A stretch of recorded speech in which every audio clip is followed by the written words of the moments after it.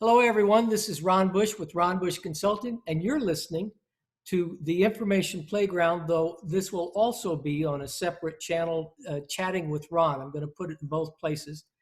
Uh, our guest today is my good friend, Tony Sindone, and I can't wait to get into the program. But first, let me do a little station identification and program identification. Ron Bush Consulting is my company. We do risk assessments for businesses and generally cybersecurity practices and planning and strategies. Uh, we are coming to you if you're in Northwest Indiana. There is an excellent not-for-profit radio station by the call letters WVLP. You can find them at 103.1 on your FM dial, but I hope you're streaming us for a more consistent program on WVLP.org. You can also find us now on the radio station. You'll catch us at 8 a.m. on Mondays and 1 p.m. on Fridays. Excuse me. You'll also catch us on demand on two channels on any of the podcasting channels: Apple Podcast, Google Podcast, Spotify. You name it, we're there. The name of the channels are one, the Information Playground, and you'll find a lot of previously recorded podcasts that I've done with other subject matter experts, and just good friends in the field or good friends that I know. You'll find the same thing on Chatting with Ron. Now, if you go to YouTube, you'll find the same two channels, and we haven't been doing the video all that long, but the ones we have, you'll find there. So, Tony, you'll be in both of them. Would you tell the folks a little bit about yourself? Well, first of all, man, you are everywhere. Yeah, this is amazing. I've given up sleep. It's too non-productive. Is that it? Okay. My name is Tony Sindone. I'm a clinical associate professor. I didn't tell you I got promotions anyway. Clinical associate professor at Purdue University Northwest. I am an economist. My official title is clinical associate professor of finance and economic development. I do a lot of work in financial field, forensic economics, economic development. I work a lot with local economic development organizations. My area of interest and I guess expertise would be in labor markets and looking at innovation, especially in terms of education and workforce development. So that's kind of where I am. I wear a lot of different hats, almost as many as Ron does, but I'm here and I'm so glad to be joining you today. Oh, I am. I'm glad you're with me. And your hats are much more professional sounding, much more sophisticated. So I like your hats. So with all of that aside, let's get into it. We're in the middle, at least I hope it's the middle or the end of the coronavirus pandemic. COVID-19 has basically taken the world hostage in a sense. What do you think are the industries hardest hit? Well, right now, let me just backtrack just a little bit. Sure. When you say we're hoping we're in the middle of this whole thing, I suspect that we're kind of at the tail end of the beginning, because this is a continuing issue here. And I mean, all you have to do is open your eyes and look at the news, and you can see what's going on. Yeah. And so, having said that, whenever we're trying to do some kind of forecast as to what may happen in the future, it really is uncertain. Now, there's some things that we can talk about, and from an economics perspective and a student of social structures perspective, we can talk about those things. But let me tell you, the industries, getting back to your question, the industries most hardest hit would be those where we cannot go out anymore due to the stay-at-home kind of thing we have going on, right? We're sheltering in place, not really sheltering in place because people are going outside, walking, they go to parks and things like that, but you can't go to a restaurant. And by the way, I'm seeing an 80% reduction in expenditures at restaurants. And that 80% reduction translates to pretty much an 80% reduction of the workforce.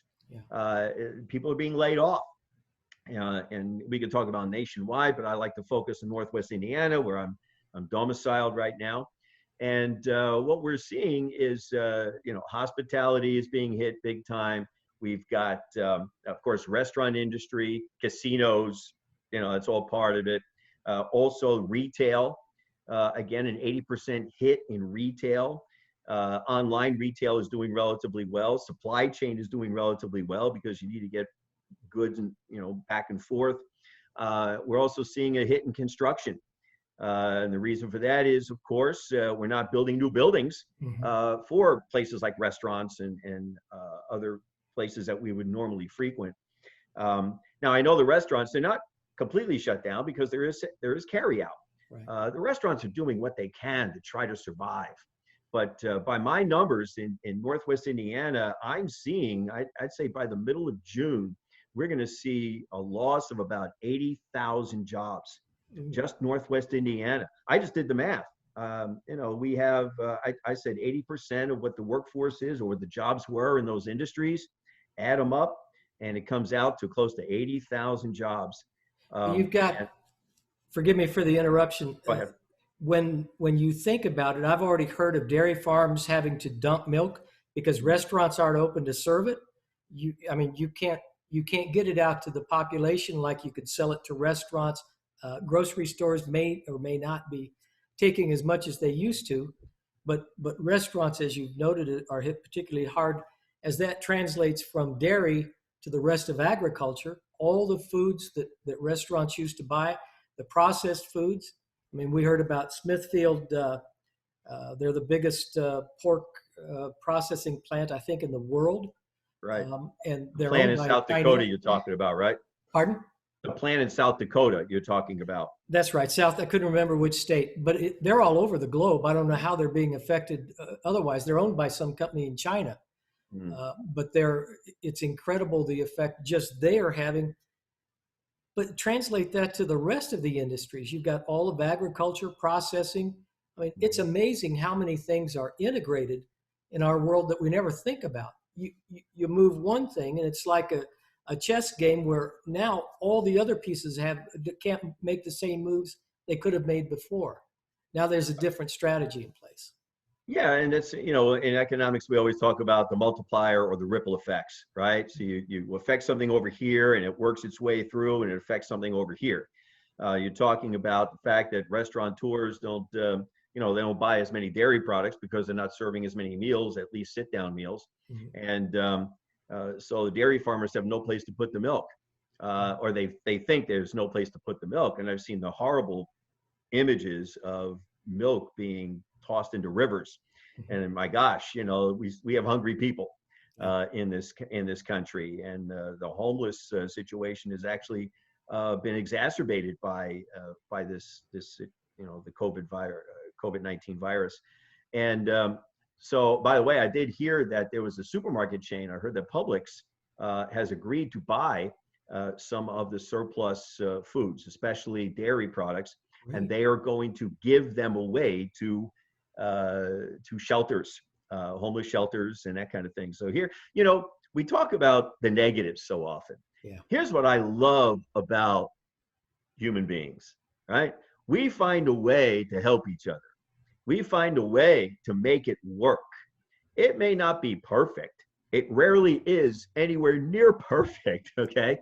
But I am really happy that we do have organizations, and they didn't have to do this. We have organizations that say we can do this, so let's see what we can do to reduce the waste of dumping food out into a river, for gosh sakes, And so no, they're positive. There was also positive ripple effects, because you know what? You hear stories like this, and you get other companies that say, oh, we could do that too.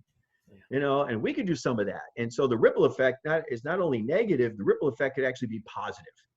And I feel a little bit better when I observe those kinds of things happening. Well, it's true of all of us that it's not what happens to us that really counts. It's how we respond to what happens to us. I've been reminded several times as I've listened to the news or I've read reports. And of course, the world I live in is almost always bad news, cybersecurity. Yeah. There's very little positive in that in that reporting. But Winston Churchill is known for a famous quote, a lot of them. But the one that seems germane to this is when you're going through hell, keep going. And that's where we're at. It's not so much rolling over and dying because everything's just falling apart. It's responding to it in a positive way and keep going. There's no way we can sit back and see what happens. We've got to be active, and we've got to be active in a proactive and in a positive way. So I love that. You're talking about that. Let's look. I want to get to opportunities, but that's down my list. I want to start first. I like getting the bad news out of the way because I like ending on positive notes. So Okay. we'll deal with the bad stuff, then we'll Sure. get to the positive. Mm-hmm. Future of work. This is changing us, I think, I've been doing webinars for different groups on working remotely, how to protect yourself, the security involved. I think some of this, will go back, but I think a lot of people are going to continue working from home. I was talking to someone earlier today that had always worked in an office as a larger company, but now they're working from home, and they said when this is over and we get back to as normal as we're going to go back to, they're going to be still working from home 3 days out of 5 every week because, frankly, it's cheaper, easier, and more productive. Now, that may not translate to every business or industry, but it will to many. That will cause a ripple effect. You've got, businesses may downsize offices. They may, you may find a big disruption in the commercial market for building new construction, but also modifying it, warehousing. I mean, there's just a tremendous ripple effect through all of this. What do you see for the future of work and the workplace? We'll get to I want to echo a lot of the ideas that you just elaborated on. It was what I'm seeing is that people are now getting used to working online. People who've never worked online before. They say, well, I might be on my computer and I might play some video games and then that's it, and I have to go to work, right? By going to work means actually getting in your car and driving to another building, right? Where now the commute is from maybe a couple of rooms away over here. People are getting used to this. And what we're seeing, and you mentioned this before, what we're seeing is that some companies and some individuals are realizing, I'm actually more productive. I'm not spending time on the highway. I'm not driving an hour and a half one way to get to work. I can get to work right away. I am relaxed. I am rested. I am, just able to do this. And so that's what I'm seeing, the nature of work changing. I also see that people are getting more used to technology. Not only being able to work with their computers and being able to work with the communication media, but also software. They're learning new things. I've got kids that are learning how to code, right? And that's the key, by the way. You got 10-year-olds that are learning how to code. And so they're going to create new programs. I see the workforce changing dramatically. Learning new things. People are getting used to learning new things. And you and I talked about this before. If we can learn to love learning, right? Then, it doesn't matter what disruptions there are, we'll be able to overcome those. That's right. And therefore, we'll be able to develop a workforce of the future, not just to obtain skills that are in demand today, but skills that will be changing their demands going forward. And I see a lot of that. I see the workforce, education system changing. I see the technology being used to educate and train people better. Dramatic use of artificial intelligence. In your world, cybersecurity, right? Because here, look, perfect. Your industry is growing exponentially right now because of all of this technology that we're using today, right? And so, there's opportunities there, but not everybody can understand cybersecurity. They need to develop skills in order to do that. You didn't know how to do that the first time you opened up a laptop and say, gee, I'm going to be a cybersecurity expert. You had to learn it.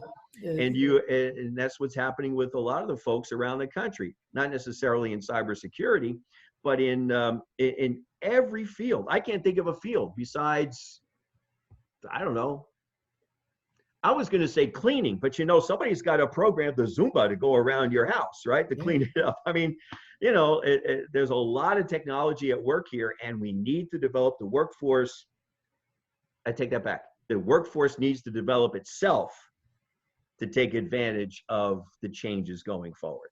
So I that's what think I see in terms of workforce. I think you're exactly right. One of the statistics that I've been tossing around for a couple of years, and the numbers keep getting bigger. So the last number I have is in cybersecurity in this country, America.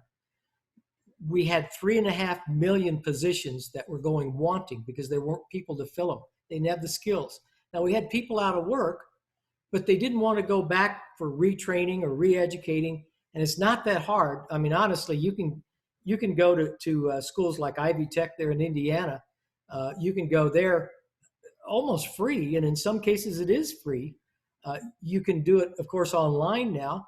But in taking the classes, you get the certifications you need to go get a job. It just isn't that difficult. But you got to have the want to. You got to have the desire.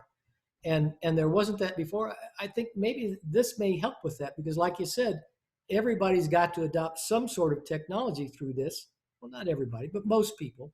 And so I think that will help. I know there are other professions out there besides cybersecurity. By the way, I hope your 10-year-old go from coding into cybersecurity so they can protect me in my old age. Because, Okay. I won't be doing this forever. Yeah. So anyway, Yeah. the workplace itself, do you see that changing? Do you see a big change? And you dealt with a little bit of that. Expand it a little bit, because back to your ripple effect, you can see restaurants may be downsizing. They may not, and it may be different. Neither one of us has a crystal ball that works anyway. Mm-hmm. And so you look down the road, maybe a bunch of them will reopen. I have a feeling they will. A bunch of new ones will open. They'll always be there because people will always want to go out, but there'll be a lag time in there. And we'll see empty restaurants, I'm sure. But we may see smaller ones. We may see takeout more of an opportunity. People get used to that. I think what we'll see, not to cut you off, but I think what we're going to see is a changing structure. As I mentioned before, people are used to using the technology, but now, on their own, they're more productive. Employers are going to get used to their employees working remotely. Right. So maybe they don't need as big of an office space. Maybe they don't need as much structure in their offices. Maybe, getting back to the restaurants, right? People are getting used to carry out. That doesn't mean that people don't want to go out to dinner. Mm-hmm. I mean, there's a difference between going out to a romantic dinner with your significant other and then having a romantic dinner over the kitchen table. I mean, you could do both, but there's a difference between the two, right? Mm-hmm. And we're human. We're going to want that interaction, but that's not going to happen right away, Right. Especially due to the uncertainties of what this virus is really going to do, and if we have therapeutics going in the future, and if we actually develop a vaccine that's effective. So I see restaurants maybe kind of downsizing a little bit of their sit down area, and maybe devoting more to takeout. Maybe coming up with creative ways of taking out. Maybe they would, it's got to think outside the box, right, Ron? So what they'll do is they'll say, I can give you our experience at your home. In other words, maybe they'll set up your living room in a nice romantic setting. Mm-hmm. And then we'll deliver the food to you and we'll clean up and that's it. But you didn't have to leave your house. I'm just thinking that way. But people are going to be thinking in a lot of creative ways to change the workplace, to change how we interact with each other as humans.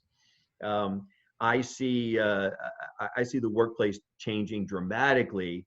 And it's not going to look like it looked 6 months ago. It's going to look a whole lot different 6 months from now than it did 6 months ago. But I think eventually, yes, people are going to be going out more than they do now, which that just means going out. But the actual structure is going to change because people are getting used to this now, in a way, and so that's what I see going forward. Yeah, I couldn't agree more. We actually did that I did that to surprise my wife for an anniversary. Well, I don't know, 10, 15 years ago. It was a caterer that was a friend. She might have been a client. Can't remember now. And she actually came to our home, brought everything, fixed dinner, set the table, and made it a nice romantic evening. I didn't do that again. She didn't, it didn't catch on. And so she quit doing that. But I thought, what a great idea. Now may be the time for that. Mm-hmm. Human relationships. We're all people and we adapt. We alluded to that earlier. How do you think that's going to change? Wow, this is that's a great question. Thank because again, now I put my social scientist hat on, and I'm looking at how we interact with each other. I mean, let's think about this. But I like to tell stories, and I like to kind of empathize with how people are behaving. Suppose you were not married, okay, and then you were on the dating scene. Don't let your wife listen to this, but you're not married. You're on the dating scene, right? And you started to date somebody, and things were going really well, okay, and all of a sudden this thing hit. Now you're probably not going to live together right away. Yeah, you're not going to live. Let's just assume you're not going to live together. I've been out of the dating thing so long; it's hard for me to imagine. I know I don't understand it myself, but anyway. But I'm just trying to envision what the relationship would be. Look, well, the kids are on this, right? Yeah. That's their relationships now. They're on here all the time. They're going, oh, I'm talking to my friends. I'm talking to my girlfriend, my boyfriend, whatever. And it's like, okay, I've seen couples at restaurants when we used to go out. They'd be texting each other, and then sharing videos and all that stuff. The technology has changed relationships, and I think it's going to change it even more going forward. Obviously there's going to be people are going to hug again eventually. Okay, they're going to hold hands again. They're going to do that. But the technology is changing things so much that when you and I were back in the day, in my case 100 years ago, dating, it's like it was totally different than what it is today, and they're used to using technology to interact with each other. Where I would always say, I'll be looking at my kids when they were doing that, and I'm going, why don't you just go talk to them? I am. It's like, okay, well, that's different. But it's going to be fine. And in the workplace, we like to hang out at work. By the way, we like that. Most of us now develop our friendships from people we work with. Yeah. Right. That's really the way it is. And so now we're working. So here's another way of looking at it. If we're working in this technology and this medium, we can now interact and have more friendships, but they're going to be friendships with images across the screen at this point, right? Yeah. But I think it's going to be a positive thing. I think it's a good thing. We communicate more. Yeah. We may not communicate as well. And for example, I never saw how wonderful your library looked back there, Ron. And how long have we known each other? And said, wow, that's really cool. Nice clock. I learned more about you in this particular medium. And you see how messy my office is, but that's okay. But again, we get to know each other almost more intimately, in a sense, by using the technology. And I think we're going to see some of that. Some of those relationships working out that way in the future, both personal and professional, because we're getting used to doing this. I think we're going to do this for another couple of months, at least. At least another couple of months. Like I said, we're at the end of the beginning, and we'll be on a downward slide here, probably in about a month or so. So let's before we get up to opportunity, I'm going to save that for the second half. Let's talk about the environmental impacts, because they're huge. I listened to the news, I think it was yesterday, and they showed the skies over Los Angeles and how they hadn't been that clean. The reporter said in years, it's probably decades. And their question was at the end of the report, how long, once this is past, this point is passed and people start driving again, how long will it take for it to become as contaminated as it was before? I don't know if we'll get environmental laws or regulations now Mhm. Will we adopt alternate forms of energy faster because we like the cleaner air? What do you think is going to happen there? Well, that's a great question. There is no question that the environment has benefited from all the stay at home. Because you look at, it's not just Los Angeles. Even Shanghai was cleaner. Yeah. Even New Orleans is cleaner. They've taken Paris is cleaner.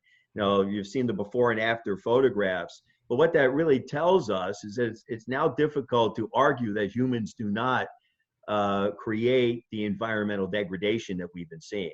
Right. Because once we take humans out of the equation, what happens? And the earth kind of heals itself a little bit, right? Right. And so, so what do I see going forward? I think people like to breathe clean air. I think people like to see the Himalaya mountains. Mm-hmm. But then we have to change the way we conduct ourselves. I see at least some proposals. I haven't heard anything like this, but somebody's going to make a proposal in policy, be it here in this country or another country, to say, why don't we have at least one day a week where everybody stays home? Because if you have one day a week where everybody stays home, now you have, 20% reduction in emissions and 20% reduction in using energy, that sort of thing. And then maybe the earth could heal a little bit better that way. By the way, the counter to that, of course, is now the price of oil has gone down to virtually zero, right? Which means energy cost is really low. You can get a gallon of gas now for $1. And in real terms, that's, compared to what I used to pay for gas back in the 70s, it's about the same price, right? Yeah. I remember paying 30 cents a gallon back in the I 70s, do and now too. it's at $1.10 or whatever it is in some places. Yeah. That's about the same price. And the reason for that is because the demand for oil has gone down. Now, the price of oil is going to go back up again as we start getting out and start moving around and using energy again. There's still an inertia in developing alternative energy sources. So that's already in the pipeline, so to speak. They're working on that, right? We are working on that: solar power, wind power, hydraulics, hydroelectric power, all that kind of stuff. We're doing that now, but and we're producing more efficient cars, and the electric car, the battery costs are going down. So someday you and I will be driving our electric car, and because it'll be affordable, as opposed to what it is now. Not that if Elon Musk is listening to this, it's affordable. Okay, yeah, that's fine. Yeah, I would like to say it would be really great, right? I could go in. The Tesla is a wonderful vehicle, and then I get one in my front yard. But that's okay. So anyway. I see that all that kind of stuff happening, right? The environment is is benefiting from all of this. But again, like I said before, it shows that we have influenced the environment. Take us out of the equation, the environment is healing. Yeah. And I don't think we want to really go back to the way it was. By the way, you talked about LA. I used to live out in that area, as you know. And the reason LA is so smoggy is just because it's surrounded by mountains, right? And the temperature, there's a temperature inversion thing where there's a layer of cold air above and the hot air can't get through, that kind of thing. So it all kind of sits there. There were explorers that talked about how the smoke from campfires didn't go all the way up into the atmosphere. It went up and it went sideways out in that area. And so pollution is going to be there all the time. But it is so dramatically reduced right now. And I don't think we as human beings really want to go back to the way it was. I want to continue this for just a moment, but I also need to break. So let me give you food for thought. We'll pick it up there and then we'll head into opportunities after the break. So before this hit, I was reading a forecast of 5G being throughout the country in the next 3 to 5 years. 5G enables us because of the software that runs electric cars, or driverless cars or driverless vehicles, and the software that runs flying vehicles, flying cars. It's so huge. You've got to have 5G to make all the stuff work and communicate. And you got to have it widespread, or as soon as you hit the end of the signal, well, you die. I mean, there's nothing, no juice to keep it going. So I was reading forecasts that the next 3 to 5 years we would start seeing this roll out because they were working hard on it. I've lost track of where that is in the last few weeks. I don't know what effect, I don't think anyone does, what effect it's going to have on continuing that rollout. You have edge computing coming along with that, which is basically taking large data centers, making them local, smaller data centers. So instead of 1,000,000 square feet for a data center, now you got 10,000 square feet for a data center, but it's just down the road. It provides Wi-Fi for everyone in the area. There's just all kinds of pluses for it. They won't get rid of AWS, Amazon Web Services, but it will have an impact on them, and it'll be for the consumer and business, it'll have a positive impact. Everything will be that much closer. So now let's go back to your driverless vehicle. It leaves from New York heading to LA. It'll hit 5G signal all the way across the country, and it'll hit edge computing, which has its necessary hookup to the data centers to communicate with its programs and other software that has to run there. So that's the idea behind all that. We're not going to get to machine learning and deep learning and all that stuff, but that's a thought. Let's pick up on that after the break, and then we'll head to opportunities. Got a couple things after that, but sure, sounds good, Ron. Folks, you're listening to the Information Playground and Chatting with Ron. I don't usually do this, but I think this is important for both channels. The most important thing that those of you in Indiana or Northwest Indiana I want to talk to is WVLP. If you haven't gone to their website, please do. They're a great community radio station. They do a lot in the community. And if you go to their website, you can see how you can be a part of that. It's an excellent opportunity for you, and they do a great job in Northwest Indiana. So keep that in mind, 103.1 FM, WVLP.org. You can catch us on Monday mornings at 8 a.m., Friday afternoons at 1 p.m. Now, you can also catch us on demand, and I mentioned it earlier, podcast. I think we're on 8 or 9 different podcast platforms. The 3 that always come to mind are Spotify, Apple Podcast, and Google Podcast. But if you use Overbreak or some of the others, we're on there too. And again, both channels, Chatting with Ron, the Information Playground. If you go to YouTube, you'll find this and the ones that I've recorded since we went to YouTube. You'll find them on this on those 2 channels as well, Chatting with Ron and the Information Playground. I'm Ron Bush. I own Ron Bush Consulting, and we're a cybersecurity company. If you would like to contact us, our website is ronbushconsulting.com. I like keeping it easy. I got a 7-letter name, and most people can spell consulting. So ronbushconsulting.com. If you want to email me, it's ron@ronbushconsulting.com. My guest is Tony Sindone, and he's just a wealth of information, reads probably more than I do, and that's going some. We apparently don't have any personal life or anything. We just read and talk all day. But you can reach Tony. How can folks reach you if they have questions? Ron, thank you very much. The best way to get a hold of me is through my my work email. I do work at Purdue University Northwest. So my email address is asindone, it's ASINDONE, at pnw.edu. So it's asindone@pnw.edu. That's the best way to get a hold of me. And by the way, I've had, because I've been on your program before, I've had 1 or 2 folks that have reached out to me before. So I invite all of your viewers and listeners to reach out to me if they have any questions or comments, or maybe someday we can do business together. Who knows? Or you want to come to college? I can tell you all about college. So especially in the College of Business. So anyway, thank you for the opportunity of letting me let your constituents know how to get a hold of me. Appreciate it. Well, you're very welcome, and I hope they take you up on it. Hope they take me up on it. Both of us love to hear from them. So with that, I left you with 5G, wrestling with that. What are your thoughts? What do you think? Well, 5G, the way I understand it, I mean, I'm not an expert in those things, but 5G just simply means 5th generation of communication system, right? And so what we're seeing is, again, it's a growth of how we have learned how to communicate with each other, how we have learned how to store data. using cloud computing, that sort of thing. You were talking about using the smaller nodes of data. You didn't call them nodes, but that's what as I remember it from school, right?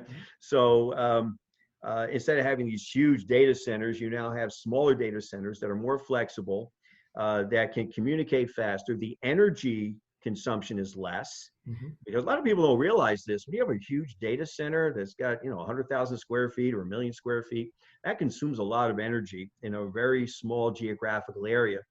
But if you have these smaller places that store data and they can communicate with each other, the energy consumption is much less, even in total.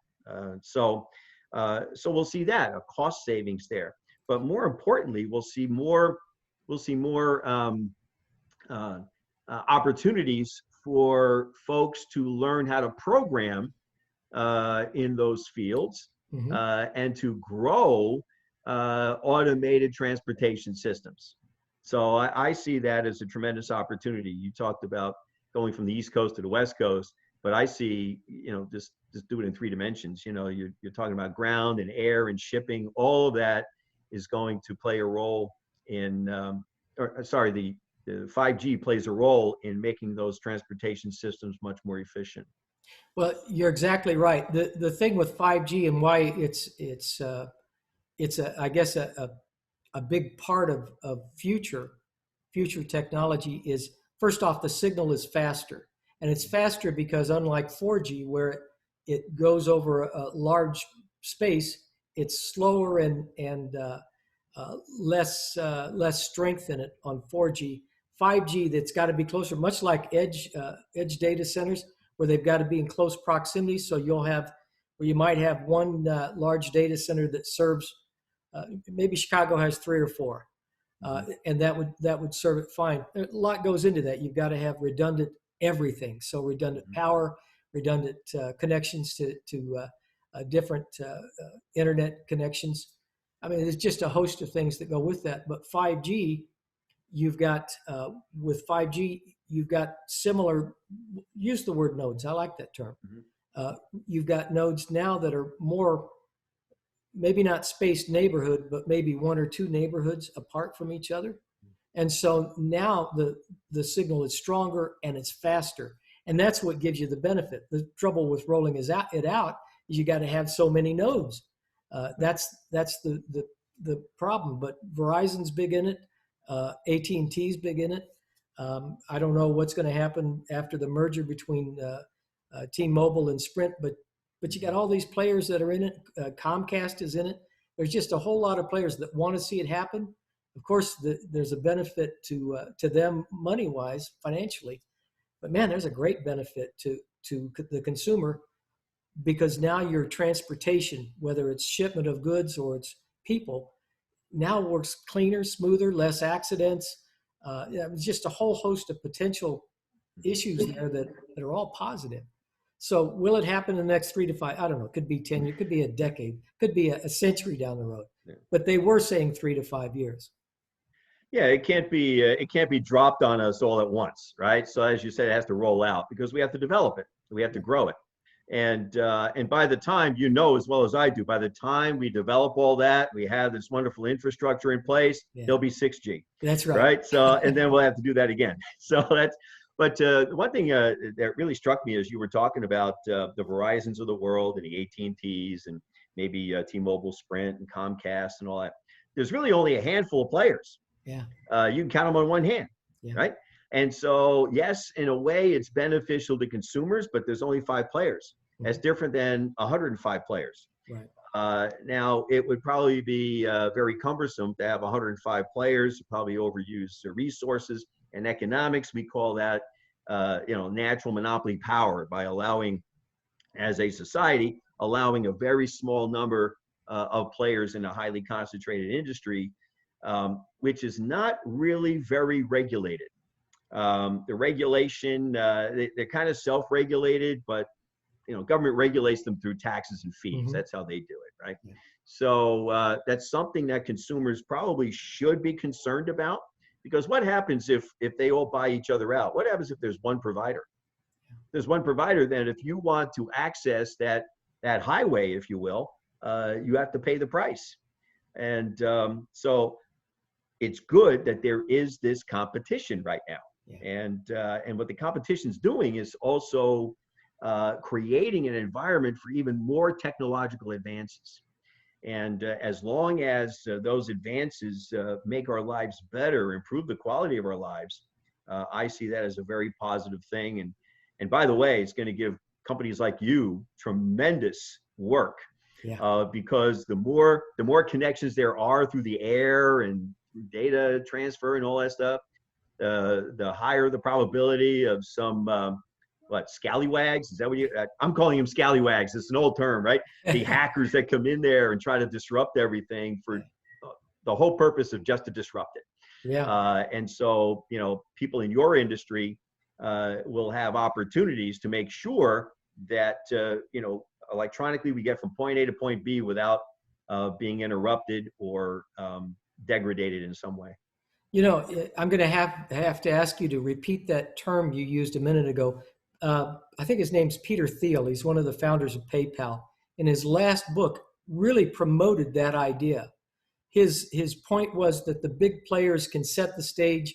They can bring conformity or there's probably a better word, but where everything integrates well, right. They can dictate the terms. I don't know, I recall if in his book he argued that AT&T would have been better if we hadn't broken it up. But that was the idea. Monopolies are a good thing. The idea that a monopoly is a good thing, it implies that the monopolist is a benevolent monopolist. Yes. Where they're going to do what's right for society. Monopolies do that, by the way, if there is a threat of competition. Mm-hmm. So what they do is they serve the consumer, they serve the public in such a way as to crowd out any potential competitor. In which case, then we benefit from this. I've seen studies that said Ma Bell shouldn't have been broken up, but the reason it was broken up, the story, right? How they got broken up or why they got broken up. There's a guy by the name of McGowan.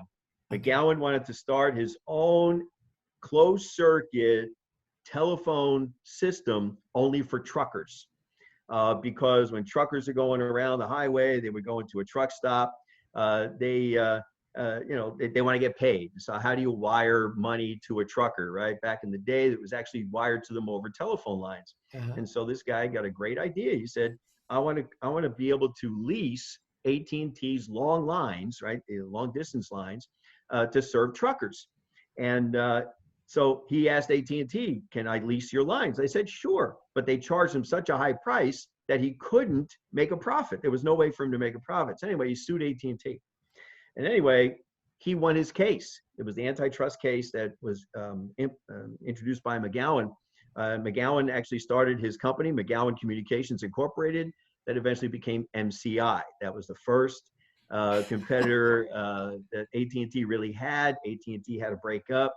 And then the rest, as they say, is history. Sprint wouldn't exist. Verizon wouldn't exist. None of those people would exist if it wasn't for McGowan saying, I just want to use your lines, and don't price it so much that I can't use them. Yeah, and I don't think that's where that came out from. So that's I like to tell stories like that to my students. I'm a student of economic history and business history, and I like to talk about the connections. It was George. Back to your point, Ron. Getting back to your point, the thing is, competition is good. Even if you have competition among five, I called it kind of a natural monopoly, but it's not really a monopoly. It's not like a natural oligopoly. Oligopoly is where we have like a few dominant players in a highly concentrated industry. And they are acting in such a way to prevent other competitors from coming in, like you and I starting a data company that's going to compete with them. And the way they compete is to provide the best service at the lowest possible prices. So it kind of works out. That's great. Now, I have to do my duty again. We're coming up on a quarter till, and I always like to break and identify the station and everything again on the quarter till. Because we won't have time if we don't do it. Let's go to opportunities when we come back, because there's a lot of positive in this. Sure. Again, I don't want to minimize the effects. My heart goes out to everybody that's having to work through this. This is not meant to minimize any of the sacrifices, and especially those that have died as a result of COVID-19, or the families they've left behind, or loved ones they've left behind. But we'll start with the opportunities. So you are listening to the Information Playground, and the sub I don't know, sub show, I don't know what else to call it, Chatting with Ron. It's a part of the Information Playground. We usually distribute the shows or the programs that deal with technology on the Information Playground. We usually do the programs that deal with industry leaders of all industries, and that can be government, for-profit, not-for-profit, education. We have those on Chatting with Ron. This particular program I'm going to put on both channels. It all comes through WVLP in Northwest Indiana. That's WVLP.org. If you go to the website, if you live there, it's 103.1 FM. Also, if you listen to us, if you want to do it on demand, you can do so through podcasting, and the channels are Chatting with Ron and the Information Playground. You'll find the same thing on YouTube, same channels. My guest is Tony Sindone, and I'm Ron Bush, and I'm just having the greatest conversation. I'm loving our time together, as I always do. Mm-hmm. So let's get into opportunities. What good can come of all this? Well, I want to echo your sentiments about, obviously, there's a major downside here. We have loss of life. We have families that have been devastated by this virus. We would have been a whole lot better off if it never happened. Yes. But it has, and it will continue to happen. But we as human beings are extremely adaptive beings. We have learned how to adapt out of this. Mm-hmm. And by the way, people are going to continue to pass away because we're not anywhere near the end of this by the time anybody sees this broadcast. But I do see some opportunities in the future, and I think a lot of it has to do with what we talked about earlier in your show, where we're changing the workplace, we're changing the relationship between ourselves and our work, utilizing technology. And what happens is that the more technology we use to communicate with each other and to get work done, the more that technology builds on each other. And so we end up operating much more efficiently in the future. New jobs are going to be created. I've always been asked, how, what's the jobs of the future going to be like? So I don't know, but they're going to be different than they are today, because the technology is going to be different than it is today. But I think this time in our history is going to accelerate some of that. I think that we're going to see more technology being bred, if you will, from what we're doing today. That's just one thing. In terms of education systems, I think we have to rethink. Now, don't tell my chancellor this, but I think we need to rethink college education. I know you and I talked about this before, right? It isn't all about the 120 credits, and now you have a bright, shiny piece of paper. You and I have had those pieces of paper, we hang them on the wall, whatever. And that just shows the world that you've gone through a curriculum, right? I think what we're seeing is more focused training and education for the skills of tomorrow. It sounds like I'm in a Disney pavilion or something, but you know what I'm talking about, right? Right. Anybody who's been to Disney, you know what I'm talking about. That kind of sound like that voiceover that you always hear. But the thing is that we are going to be focused on developing new skills, and those skills build on top of each other. And we're going to see kids today, third graders, fourth graders, they're learning how to develop those skills and be innovative and think outside the so-called box, and they're going to be just fine. They're going to grow into whatever society it is that they're growing into. Hopefully it's a wonderful one. So I see lots of opportunities coming out of this in terms of the growth of technology, changing education systems. We can do a whole different show about education, because I like to talk about, instead of the degree, instead of 120 credit hours, whatever that means, right? That's just time. Instead of being time results, I've gone to school for so many years, 4 years, or 6 years for graduate degrees. base education on results. In other words, I don't care if my students take 3 weeks to learn 16 weeks worth of material, but if they learn it and are able to apply it, then they pass through the course. They get through the course. Kind of tells you what you should do for my courses. Sign up for my courses. You'll do in 3-4 weeks. You never know, right? Most people don't, but that's but I believe in results. And you know what? Employers are looking at results. Employers are now looking more at certificates rather than degrees. We're seeing a lot of that, especially in your world, right? Yeah. So I see again, these are some opportunities that are coming out of this very horrible situation and point in history that we're experiencing.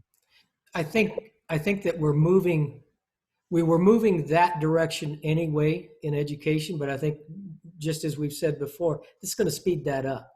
Mm-hmm. I don't know if you've seen the technology report CWI brought out recently, but at the end of towards the end of it, the CWI Center for Workforce Innovation, another great not-for-profit in Valparaiso. And they are. I've worked with them quite a bit over the years. Yeah. I know you know Linda Woloshansky as well, and she runs that. Just an excellent organization. But what I was going to say is that towards the end of the report, I hope I get this right. The author of the report writes that education is not just in the business of having to teach information or to educate people for jobs that don't yet exist. Mm-hmm. They're also having to do that with technology and data information that doesn't yet exist. The jobs aren't there yet, but you got to train them for jobs, and that knowledge doesn't exist yet. So the challenge education has moving forward is just off the charts. But at the same time, we can do this. There isn't any challenge we're presented with, may not do it well to begin with, but we'll get it down. Your thoughts on that? I like to call the period going forward, and I know you and I talked about this, and I've been racking my brain to come up with a good term for it because people like terms. Second Renaissance. Excellent. A second Renaissance, because what happened, the first Renaissance we talked about in the 15th century, right, or whatever that was, right, came out of, again, almost the Dark Ages. There were plagues back then.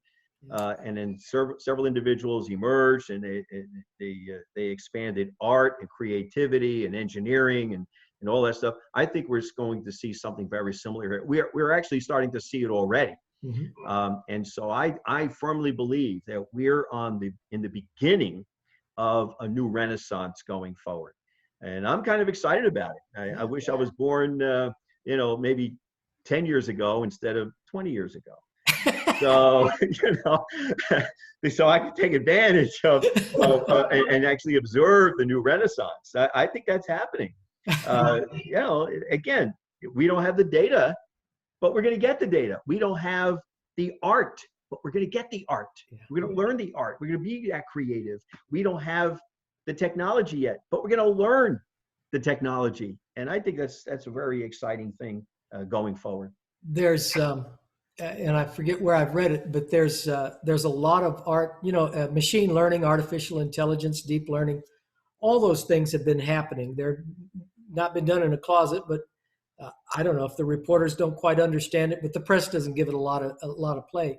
But there's a lot of that going on in labs and businesses and schools all over the world. They've had machines do art by itself without programming it through artificial intelligence and deep learning. What is art, and then figure that out and do it. Now, it isn't Van Gogh, but I can't do Van Gogh either, and I'm not there. So I could draw stick figures, and so that's it. That's my level, and they're not good stick figures. I mean, no. I have to explain them sometimes. No, that's not a cloud. That's a person. No, anyway. So it is going there. Science fiction has always been kind of ahead of the curve. For those that like to read science fiction or watch science fiction movies, it's always been kind of ahead of the curve, but it's always a negative head of the curve. Mm. It's the knowledge, the computers, whatever it is that's going to do us all in. It's Mhm. you get the computers where they can think on their own, and what do I need these humans for? We're done. Mm. But hopefully, it won't go that way. And indeed, what we'll have is a higher standard of living. The question becomes, what do we do at that point? It's like the argument with robotics. Robots can't take care of themselves. Maybe someday they will, but somebody needs to program them. Somebody needs to maintain them. There's all kinds of opportunity. We just have to be willing to change. We have to be willing to re-educate ourselves, to reskill ourselves, tune up ourselves. The phrase I used to use a lot is a lifelong love of learning. I wish all of us could develop that. You have it. I've always had it. We read and we're always learning. I wish that on everyone, because I think that's always been beneficial, but it will be even more beneficial going forward. It actually brings joy, doesn't it? It brings Yes. joy to learn new things Yeah. and to be able to apply those in some beneficial way. Yeah, I'm in complete agreement. By the way, you mentioned science fiction. Every new technology begins with a crazy idea, Yes. right? By crazy, I mean other people would say it's crazy. Uh-huh. You're not going to get doors to automatically open. Right. Well, they did that on Star Trek in 1965, right? And so Gene Roddenberry came up with that idea of opening up the doors like that. And now you can't go anywhere without automatic doors, right? Yeah. It starts with an idea. It starts with a creative artist that actually comes up with a new idea, and then the engineers figure out how to make it happen. Well, you got the business with flight. So what's the guy's name from the 16th century? But Da Vinci? Da Vinci. Thank you. Da Studied Vinci, yeah, birds. the helicopter that we, yeah. Yeah, Okay, yeah. yeah, So he yeah. had those ideas. When we finally come up, fast forward to the Wright brothers, Mm-hmm. they were just two guys that loved to invent. Their dad had actually needed a printing press to print something, a bulletin or a book or something, and they developed one out of just scrap iron, scrap stuff. Mm-hmm.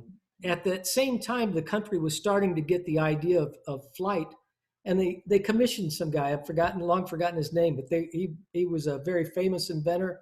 He had teams of people. He had all kinds of prize money he was going for, and he just couldn't do it. The Wright brothers were inventing out of a love of learning and a love of invention, and they just kept doing it.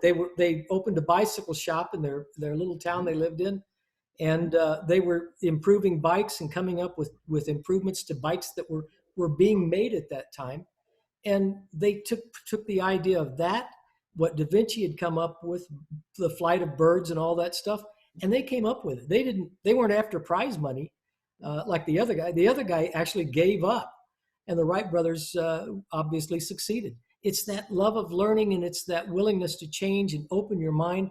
And you're right, science fiction has often shown the way. Robert Heinlein and I can't think of the ones. I used to be into science fiction. I used to know all the author names. Mm-hmm. The ideas they come up with are just out of nowhere. They are crazy ideas. Nobody's ever done it before, but that doesn't mean we can't. No, I mean, even you go back to the 19th century, Jules Verne. Yes. I mean, Jules Verne, flights to the moon, the nuclear submarines. I think the fax machine wasn't the fax machine. Well, the fax machine, yeah, that's it was invented by oh gosh, I can't think of the guy's name. But anyway, he invented the telephone at the same time as Bell. Bell got the, but Bell got the patent application in first. So but the idea for the fax machine goes back to Jules Verne, if I remember correctly. Yeah. And it was copy flying through the air. I mean, it didn't look like the first Xerox, but it's the general idea. My friend, I've enjoyed the conversation, so we're down to a minute. So final thoughts and goodbye, because we've got okay. Yeah, I'm sorry. We're up against a hard deadline here. I just want to thank you again for having me on. I always enjoy talking to you. Look, as devastating as this stuff is today, okay, as devastating as we are experiencing this in history, there are opportunities. We will come out of this, and we will go full speed ahead in the second renaissance.